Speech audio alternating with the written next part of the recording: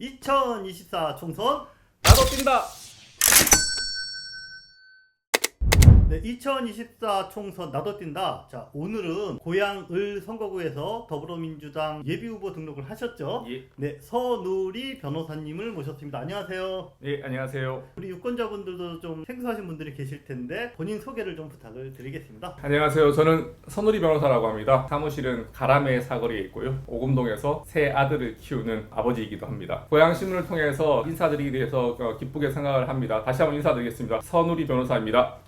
정치권에서는 언제부터 활동하셨는지 이야기를 좀 해주세요. 2012년에 문재인 캠프에서 처음부터 끝까지 상근한 유일한 변호사였고요. 2013년부터는 여의도에 있는 정책연구소에서 계속 정책적인 일을 해왔습니다. 정치라는 것에 발을 이렇게 들여놓으신 어떤 이유인가요? 원래 이제 공공적인 일에서 관심이 많았었고 이제 학부도 정치학과를 나왔고요. 정치권에 가서 일을 하게 되었고 또 일을 하면서 정책을 하게 되니까 여러 가지 공공적인 분야에서 많이 접하게 되지 않습니까? 그러면서 자연스럽게 출마까지 연결된 것 같습니다. 고양을 지역을 선택을 하셨는데 먼저 우리 고양시랑은 어떤 인연이 있으신 거예요? 2015년에 정재호 전 의원이 고양시 출마를 하게 될 때 정치권에서 만난 친한 선배이고요. 법률 자문을 도와주면서 그때부터 이제 고양시와 인연이 됐고요. 고양시라는 곳이 구도심과 신도심이 혼재되어 있고 창릉 신도시가 들어오면서 새로운 기회가 열린다. 그래서 제가 지금까지 쌓아온 여러 가지 정책적인 지식 법적인 지식을 가지고 창릉 신도시와 거기항구를 어울릴 수 있게 만들어보자 라는 포부를 가지고 이렇게 출마하게 되었습니다. 정재 의원님과는 어떤 관계이시나요? 고향이 대구입니다. 대구에서 초중고를 나왔는데요. 그 당시 대구 출신들이 문재인 캠프에 계신 분들이 많지는 않았어요. 김부겸 총리나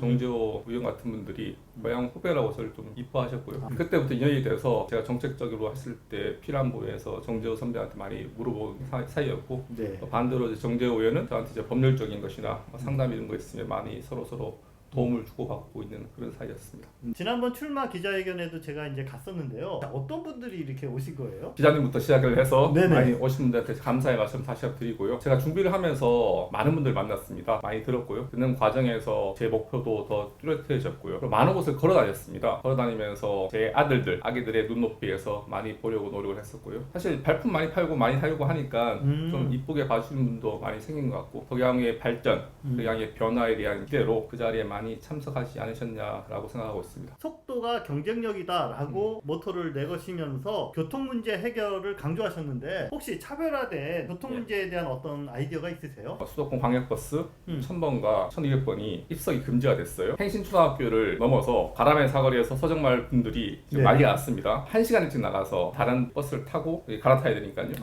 그런 사건이 이제 벌어졌어요. 고양을 지역구에서는 교통 문제가 아주 더 심각합니다. 창릉 신도시가 들어옵니다. 창릉 신도시가 들어오면 고양시한테는 아주 좋은 기회이자 또 위기입니다. 창릉 신도시에 우리가 공업 물량을 확보하지 못한다고 하면 거대한 베드타운이 될 것이고 거대한 베드타운이 되면은 어마어마한 교통난이 일어나지 않겠습니까? 첫 번째는 지하철의 문제. 횡으로 그어지는 지하철은 좀 되고 있는데 이제 종으로 그을 수 있는 지하철이 좀 필요하다. 아마 9호선 연장 문제 여러 가지 많이 들어보셨을 건데 그 문제도 한번 시급한 문제로 생각을 하고요. 가장 중요한 문제는 창릉 신도시에서 중앙로를 타고 수색으로 나가는 길 하나밖에 없지 않습니까? 지금 그렇죠. 나오면. 아니 위로 나가면 이제 은평으로 나서 이제 신사동으로 나가야 되는 거니까요. 경리중앙선을 넘어올 수 있는 도로가 하나 필요하다. 그 도로 앞에서 교통을 분산시킬 필요가 있는데 어디가 제일 좋을지는 제가 전문가들과 지금 논의 중에 있습니다. 팽주산성과 창릉천 하구 안테나들이 서 있는 그 국정원 통신기지 한강변과 창릉천 사이의 그 넓은 대지, 자 여기를 이제 뭔가 친환경적으로 개발하자 이런 이야기도 좀 하셨어요. 이제 고양시에서는 감내해왔던 고통에 상응하는 대가를 요구할 때가 됐습니다. 제가 꿈꾸고 있는 고양시의 목표는 행주산성부터 강매동 코스모스 밭을 지나서 국정원 통신기지 밑에 있는 난지물 재생스타까지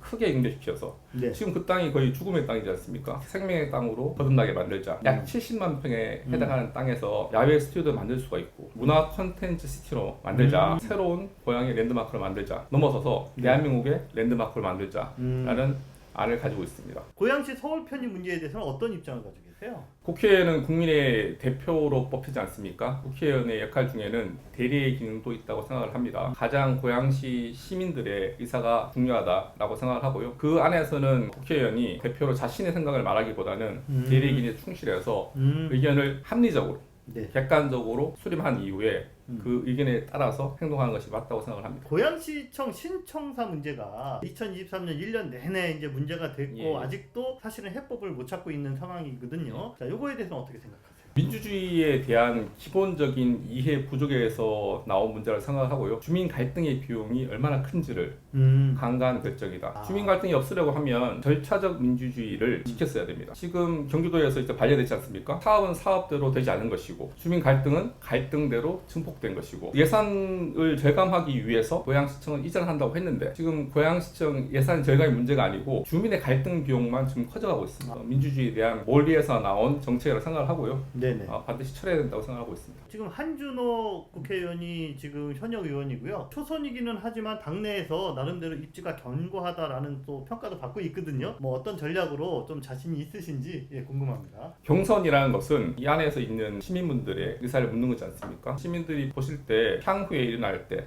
똑같은 덕양구가 될지 아니면 새로운 덕양의 이름 가져올 수 있는 사람이 될지는 시민들이 잘 판단해 주시리라고 저는 믿고 있습니다. 선우리에게 정치란 무엇인가? 기본적으로 정치라는 것은 시기, 그때에 맞춰서 대화 토론을 통해서 결론을 내야 되는 게 정치라고 저는 알고 있습니다. 하지만 지금 현재 정치가 국민 여러분들 눈높이 보실 때 어떻습니까? 답을 내지 않는 게 오히려 유리할 수가 있는 그런 정치권이 되지 않습니까? 그런 것 같아요. 예, 그런 거 한번 바꿔보고 싶은 게 제 꿈입니다. 정치권에서 이렇게 싸워서 답이 안 나온다고 하면 그 결과 피해를 받는 사람은 국민이지 않겠습니까? 답을 찾는 정치, 답을 드리는 정치, 그런 정치를 꼭 하도록 하겠습니다. 고양신문 구독자 여러분, 이번에 고양을에 출마하게 된 선우리 변호사입니다. 남은 연말 건강히 잘 보내시고요. 새해 저도 더 열심히 찾아뵙고 말씀 듣고 실천하도록 노력하겠습니다. 감사합니다. 자, 지금까지 고양을에 새롭게 변화를 이끌어가겠다라고 말씀하신 선우리 변호사님과 만나봤습니다. 2024 총선